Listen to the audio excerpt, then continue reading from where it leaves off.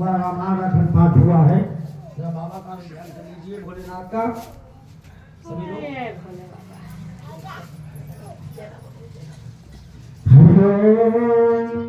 वंदे देवमापतिं सुरवरं वंदे जगत्कारं वंदे पन्नगभूषणं वरधरं वंदे पशूनां पतुं